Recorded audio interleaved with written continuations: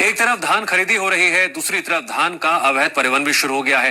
धड़ल्ले से दूसरे राज्यों से धान लाकर छत्तीसगढ़ में खपाने की तैयारी होने लगी है। जी मीडिया की टीम रात के अंधेरे में रियलिटी चेक करने के लिए निकली।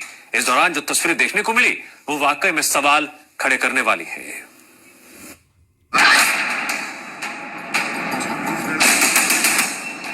मध्य प्रदेश से तस्करी का धान जो आ रहा है उसका हमने पहले ही दिन पर्दाफाश किया।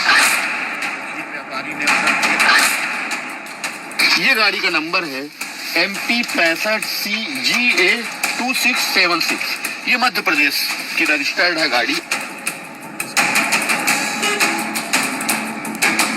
इस तस्करी ने यह जरूर साबित कर दिया कि प्रशासन ने जो व्यवस्था बनाई है कि धान तस्करी का धान छत्तीसगढ़ में नहीं आ सकता, पहले ही दिन उसकी पोल खुल गई है। छत्तीसगढ़ यानी धान का कटोरा, और इस धान के कटोरे वाले राज्य में चल रही है धान की खरीदी। किसानों को राहत देने के लिए धान खरीदी की जाती है, लेकिन जैसे ही खरीदी शुरू होती है वैसे ही एक समस्या भी सरकार के सामने आने लगती है। वो समस्या है अवैध धान की तस्करी।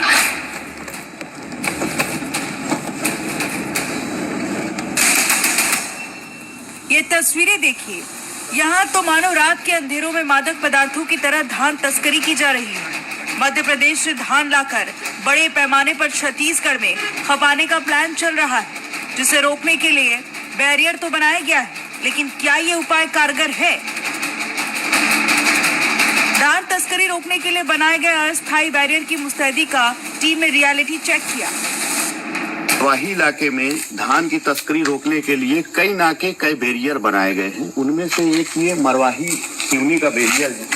आप देखिए इस तरह से व्यवस्था की गई है, और रात का समय है। हम यहाँ यही दिखाने आए हैं कि देखिए बैरियर पूरी तरीके से खुला है। यहाँ कुर्सियाँ लगाई गई है, ये कुर्सी यहाँ मौजूद है, पर आदमी यहाँ कोई नहीं है। ये एक कमरा भी है, एक कमरा है जहाँ गाड़ी खड़ी है। यकीनन यहाँ कोई ना कोई कर्मचारी होगा, ऐसा माना जा सकता है, और हम उसी की तलाश करने के लिए यहाँ आए हैं कि व्यवस्था क्या है। आप ये देखिए गाड़ी खड़ी है, एक कर्मचारी भी है, सोया हुआ है। सिवनी का सबसे सेंसिटिव और तस्करों के मुफीद मार्गों में से एक में जब रात में टीम पहुंची तो नाका लगभग खुला हुआ था। कोई भी कर्मचारी ड्यूटी पर नहीं था। एक रोजगार सहायक वो भी सो रहा था। तो रात का समय है और मैं पहले आपको टाइम दिखाता हूँ। अभी 12:28 हुआ है, और यही समय होता है जब तस्कर अपना धान लेकर आते हैं। भैया नाम बताइएगा। दुबल भी किस पद में है आप? रोजगार सहायक। अच्छा, आपके साथ और किसकी ड्यूटी है? कटवार लोगों का। अच्छा, कहाँ है भैया वो लोग? आज तो नहीं है, तो आप अकेले हैं। तो भैया एक मिनट आएंगे दीपक जी। ये नाका खुला हुआ है रात के समय, तो ऐसा नहीं लगता कि और भी लोग होने चाहिए? हाँ, तो देखिए ड्यूटी जो है चौकीदारी की बड़ी कठिन है। आप इसे आसान मत समझिए, क्योंकि ये जंगल का रास्ता है और इसके आगे तस्कर यहाँ से धान लेकर निकलते हैं। वैसे प्रशासन ने नाके पर 3 अलग अलग कर्मचारियों की तैनाती की हुई है, पर सच्चाई सामने है। बैरियर खुला है, कर्मचारी नदारत हैं, और सुनसान इलाके में धान की तस्करी को रोकने के लिए कोई व्यवस्था नहीं है। ऐसे में अवैध परिवहन पर कैसे लगाम लगेगी? अभी भी यहाँ धान तस्कर मौजूद हैं और हमारी गाड़ी का पीछा कर रहा था। आपको मैं लाइट से दिखाना चाहूंगा, अपने साथी से कहूंगा। देखिए वो दूर में देखिए एक व्हाइट कलर की कार खड़ी है, और ये धान तस्करों की ही गाड़ी है जो हमें देखकर यहाँ आई है। और अभी अगर ये सोए रहते तो यहाँ इसी रास्ते से गाड़ी छत्तीसगढ़ के बॉर्डर में पहुंच जाती। मध्य प्रदेश की सीमा पर बसे गौरेला, पेंड्रा, मरवाही जिले का एक बड़ा हिस्सा मध्य प्रदेश के अलग अलग जिलों से सीमा साझा करता है, जहां तस्करी रोकने के लिए बैरियर वाले उपाय किए गए हैं। निगरानी के लिए भी अलग अलग विभाग के कर्मचारियों की ब्लॉक और जिला स्तरीय टीम बनाई गई है। इन सब के बावजूद तू डाल तो मैं पांत की तर्ज पर धान तस्कर अपने पैमाने पर मध्य प्रदेश के कुछ इलाकों से बड़े पैमाने पर धान छत्तीसगढ़ पहुंचा रहे हैं। तस्करी का एक दूसरा मार्ग जो दरमोहली गांव से होता हुआ मध्य प्रदेश को जोड़ता है। इस मार्ग से धान तस्करी करते ही पिकअप वाहन को जी मीडिया ने पकड़ा। कौन है भैया, किसका धान है? हरजीत भी एक गाड़ी है। ओ भाई, कहाँ से धान लाए हो? कहाँ से लाए हो धान? चिंटू भैया बता रहे हैं। वेंकट नगर मध्य प्रदेश से लाया है। कितना बोरी धान है? 45 बोरी। 45 बोरी। कहाँ ले जा रहा है? आगे ले जा रहा है। आगे कहाँ ले जा रहा है? चिंटू भाई को तो बताए हैं मेरे को। नहीं, छत्तीसगढ़ में ला रहा है। धान के तस्कर और कोचे व्यापारी प्रशासन की आंखों से धूल झोंककर पिकअप वाहन और छोटी ट्रकों से बड़े पैमाने पर छत्तीसगढ़ में धान ला रहे हैं। ऐसे में एक बार फिर जिला प्रशासन द्वारा निर्धारित लक्ष्य से अधिक धान खरीदी होने के अनुमान के साथ छत्तीसगढ़ को बड़े नुकसान का अंदेशा है। मध्य प्रदेश से तस्करी का धान जो आ रहा है उसका हमने पहले ही दिन पर्दाफाश किया है। मैं पहले आपको सबसे पहले इस गाड़ी का नंबर दिखाता हूँ। ये गाड़ी कहाँ से आई है और पहले इसका नंबर देखिए। ये गाड़ी का नंबर है MP 65CGA 2676। ये मध्य प्रदेश की रजिस्टर्ड है गाड़ी और अभी ये गाड़ी मध्य प्रदेश के अनूपपुर जिले से ही गाड़ी आई है। पहले मैं आपको गाड़ी का नजारा दिखाता हूँ। ये देखिए, गाड़ी के अंदर ये धान की बोरियां भरी हुई है और ये जो ड्राइवर जो इसे चला कर लाए हैं, मैं उन्हीं से बात करता हूँ। ये यहाँ पर हैं, अभी हमने इसे जस्ट रोका है। भाई साहब, नाम बताइए अपना। जमुना। जमुना, पूरा नाम बताइए। जमुना मुस्कान। जमुना जी, कितना बोरी धान है गाड़ी में? 45। हाँ, 45 बोरी। ये धान आप कहाँ से लेकर आए हैं? मध्य प्रदेश। किस जगह से मध्य प्रदेश के? वेंकट नगर से। वेंकट नगर और छत्तीसगढ़ में जहां आप लाए हो लगभग कितनी दूरी होगी यहाँ से? 20 किलोमीटर है ना? आना जाना। तो ये धान किसने मंगवाया है और कहाँ खाली होगा? ये तो मैं नहीं जानता। अच्छा।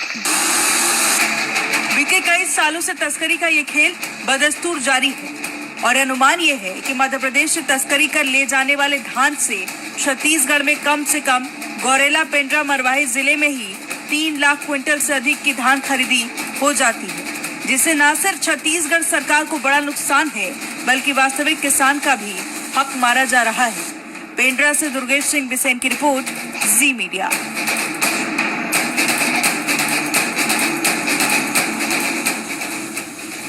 और इसी मुद्दे पर और बारीकी से विश्लेषण करेंगे। हमारे दो सहयोगी जुड़ रहे हैं, पेंड्रा से दुर्गेश सिंह बिसेन और बलरामपुर से शैलेंद्र बघेल।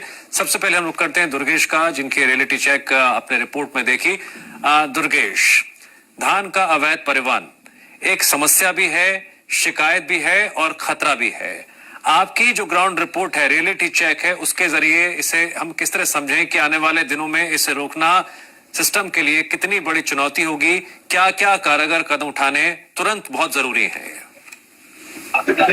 देखिए, पहले तो मैं गौरेला पेंड्रा मरवाही जिले की भौगोलिक स्थिति बताता हूँ।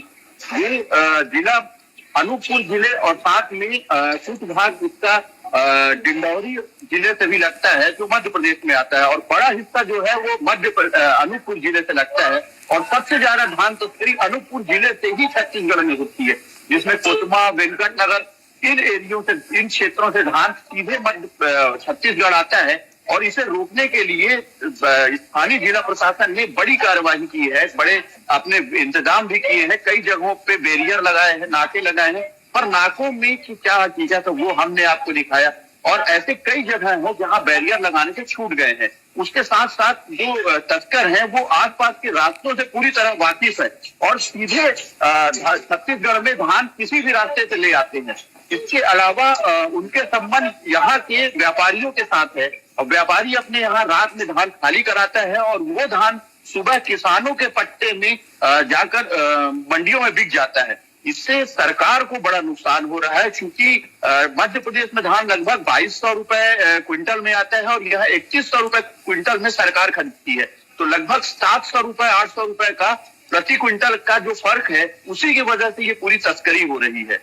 और इस तस्करी को रोकना सरकार के लिए बड़ी चुनौती भी है और साथ में जरूरत भी है, क्योंकि 3100 रुपए का जो ये दर है, ये सीधे सीधे छत्तीसगढ़ के किसानों के लिए है, ना कि मध्य प्रदेश के के लिए ये योजना बनाई गई, उससे सीधे छत्तीसगढ़ के किसानों का नुकसान हो रहा है। कुछ किसान भी मेरे साथ मौजूद हैं, मैं उनसे बात करता हूं कि इस मुद्दे को लेकर वो क्या सोचते हैं और क्या उनकी मांग है। भाई साहब, नाम बताइएगा अपना।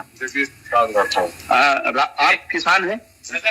ये बताइए कि जो धान आ रहा है आपका एमपी से, उसको लेकर आप लोग क्या सोचते हैं और रुकना चाहिए उसमें तस्करी की? आप लोगों को उससे कितना नुकसान है? अरे बहुत नुकसान है भाई। हम छत्तीसगढ़ के लोग धान लेकर के जा रहे हैं, वहाँ हमारी इंक्वायरी हो रहा है, कौन सा कच्चा धान है, सही धान लेके जा रहे हैं किसान अपना धान लेकर के, तो बोलते हैं गर्मी का धान है, वो हमको 500 रुपया दीजिए, वो हमको 200 रुपया दीजिए, 4000 रुपया दीजिए, ऐसा टाइप का बोल रहा है। और बनियों का धान एमपी से आ रहा है, वो ट्रकों ट्रक माल बिक रहा है, जिसमें हमको कोई मतलब वैल्यू नहीं, और किसानों का माल किनारे हो रहा है।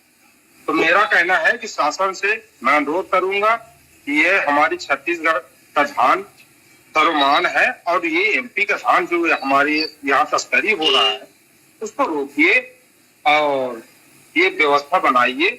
बस मैं इतना कहना चाहता हूँ। और थोड़ा सा जो मंडी में बिक रहा है, उन अधिकारियों को भी थोड़ा सा चेतावनी दीजिए कि मतलब किसानों से फालतू का पैसा लेते हैं, बेमतलब का अपना किसान अपना कमाई के लेके बेच रहा है, दे रहा है। कुछ और किसान भी मेरे साथ मौजूद हैं, इनसे भी जानते हैं। भैया, जैसे मध्य प्रदेश का धान छत्तीसगढ़ में आके बिकता है, आप लोग क्या सोचते हैं इसे लेकर? हम लोग को तो बुरा लगता है इस चीज का। हम लोग छत्तीसगढ़ का धान छत्तीसगढ़ के ही किसान बेचे, वो अच्छी बात है। एमपी धान लाया है, वो अच्छी बात है।